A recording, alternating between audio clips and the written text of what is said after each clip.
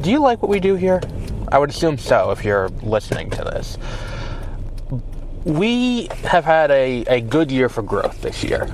We've had substantial growth on all the podcast feeds with new subscribers. We have the new YouTube channel with a bunch of new subscribers there too. But we want to carry this over into 2026 so we can continue to provide high quality entertainment, high quality news, high quality reviews, and all that kind of stuff.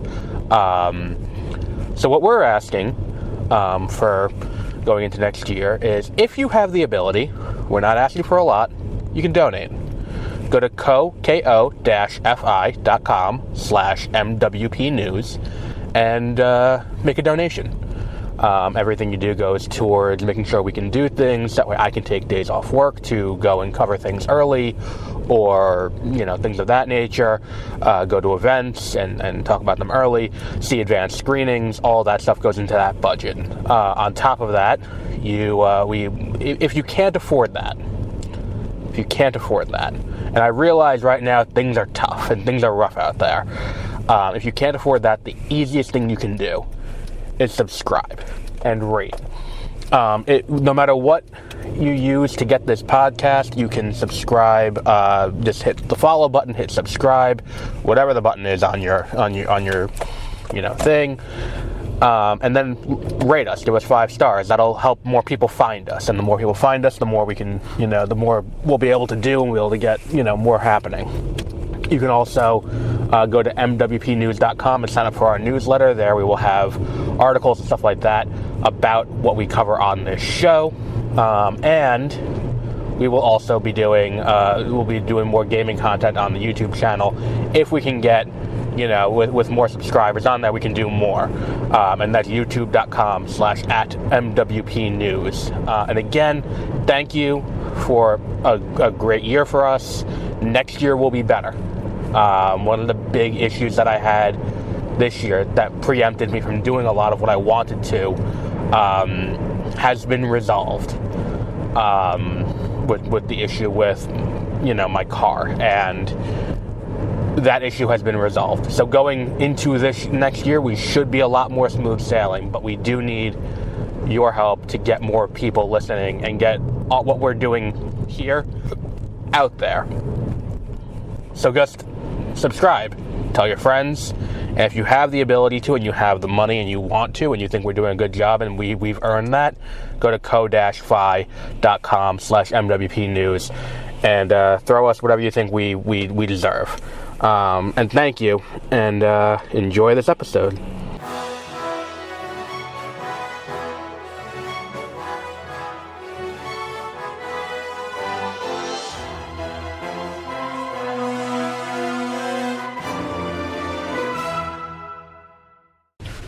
Good morning and welcome to Exploring Hyperspace Lanes. I am Adam. So, funny story about this.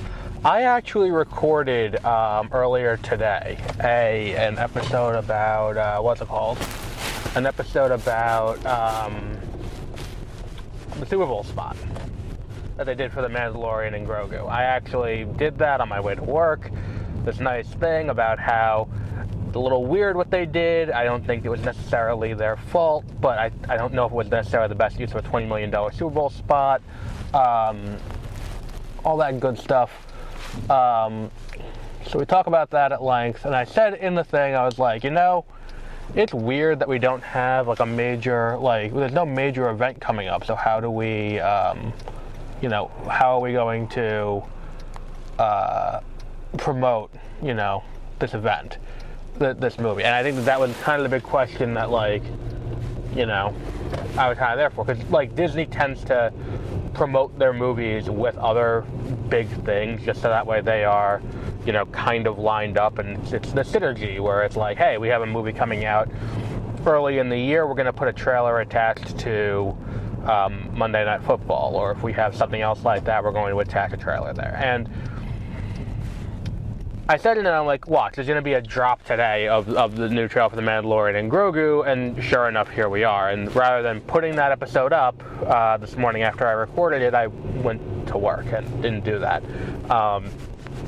So now it's just me claiming blindly that I did that. But the point is, we do have a trailer for The Mandalorian and Grogu now, and I gotta say, this should have been the trailer from the start.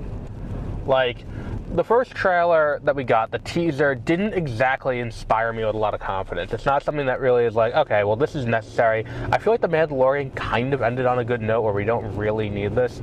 And what this new trailer is it's just Grogu and Din going out on this mission to try and find some of the worst, galactic warlords left over after the galaxy. And what this movie is it's clearly designed to bridge the gap between The Mandalorian and where we're going with Ahsoka and the inevitable Heir to the Empire movie. And that's kind of what this feels like. I think it looks a lot more fun. It doesn't feel quite like it's going to be, not a drag per se. You can't really say something looks like it's going to be a drag, but it doesn't look like something that's going to be, not entertaining. It looks like it will at least be that, which is kind of a low bar. But at the same time, it's the kind of thing I was actually very concerned. If I'm being honest about how this is being marketed, because this idea that like The Mandalorian and Grogu is coming out in May, and then at the Super Bowl all they do is a little teaser, and they don't say like, oh, and check out the full trailer online. It's kind of a weird choice, because for the majority of people watching this show, who are going to hear about this movie as we get closer to May, The Mandalorian is a streaming entity. It's not something that you go out and watch as a, what's it called? It's not something you go out and watch as a, as a, what's the one for here? Like, as a movie. It's not a theatrical release thing. And Disney has been burned by this in recent years. The idea that, like, it was disingenuous, but the idea that people didn't want to go see the Marvels because you had to sit through, Miss Marvel and WandaVision to understand who these characters were, it was disingenuous to say the least, but that was something that was cited by people. Because, like, that was not cited as an issue watching Loki when literally it's the same amount of TV. It's still 2 seasons of TV you got to sit through to understand what's happening in Loki, but no one's in Deadpool and Wolverine, but there was no, there was, the same thing wasn't there. Plus, all these other movies that you didn't see in a long time. It is what it is. So all of that said, the thing that I kind of feel like with this, it was kind of the missed opportunity, is that it's like, this trailer looks fun. It looks like the kind of thing that's going to hit the right demographic, that's going to be like, oh, this is what Star Wars felt like for me as a kid. It's these two guys, they're on this mission, they're doing cool things around the galaxy. I feel like that's what this is going to be. In a way, it could feel a little bit like Superman. And I think that, like, the big missed opportunity here, the big catastrophic missed opportunity, was not using the Super Bowl as the avenue to release this trailer. The Super Bowl should have been where this trailer got put out, because that would have given so much additional time just to get it in front of people and get them to understand, like, no, this is a theatrical release.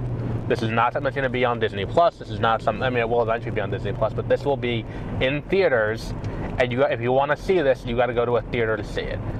And that's kind of a key thing that needs to be, explained. Not explained because people are dumb, but, like, this is a big transition for a show that has existed we are now in year 7 since The Mandalorian came out. And the idea that, like, hey, now we're going to suddenly make this big transition to theatrical, we need an explanation. You need to put that in front of people and get them out there and be like, hey, that thing you like, it's going to be in theaters now. So this should have been, like, a condensed version of this should have been the Super Bowl spot. I'm not entirely sure why it wasn't.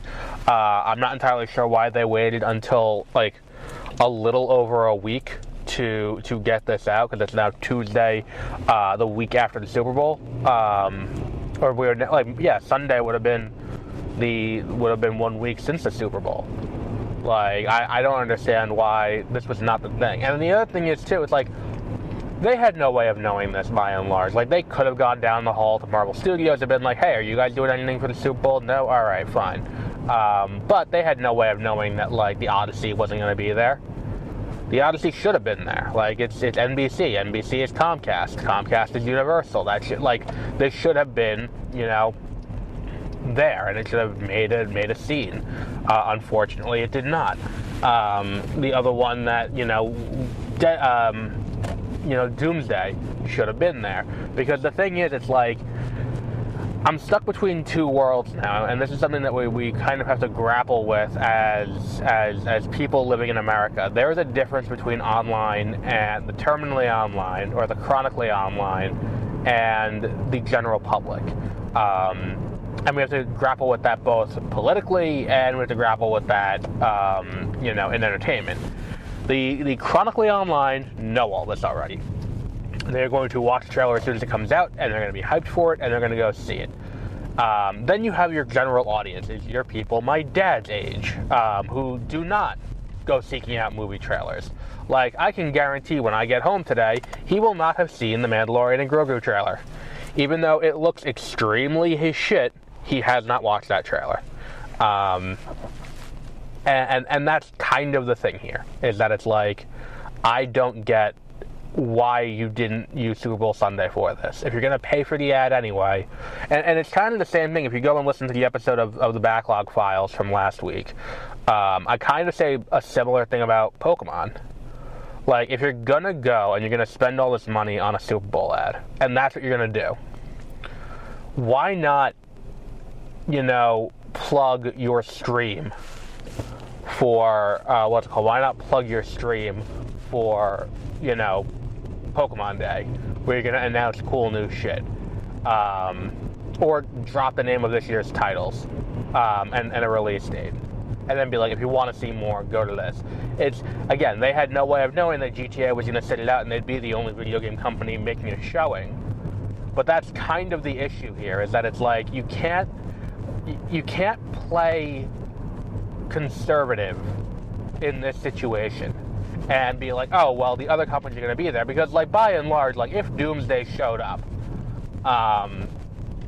it would have been the talk of the night in this sphere, probably in general, because it's like the game wasn't very good either, but like, it would have been the talk of the night, and the Mandalorian and Grogu would have been drowned out, because there's nothing in this trailer for the Mandalorian and Grogu that makes you be like, oh, well, clearly this is going to be something, there's something here that I have to see. There's no like what is the fucking baby Hutt from the Clone Wars movie going to be that thing that people are going to be talking about? No, it's just, here's a continuation of the of this of the Mandalorian. It would have been drowned out behind behind Doomsday, for example, or probably even Messiah may have drowned it out.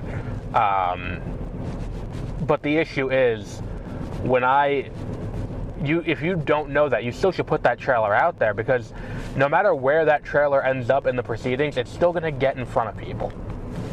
And the benefit of the Super Bowl ad is not for the chronically online. The benefit of the Super Bowl ad is for the people like my dad, my dad's a Star Wars fan. He's not a Star Wars fan like me, but he is a Star Wars fan. He's someone who he's seen most of the movies. I took him to see Rogue One and The Force Awakens.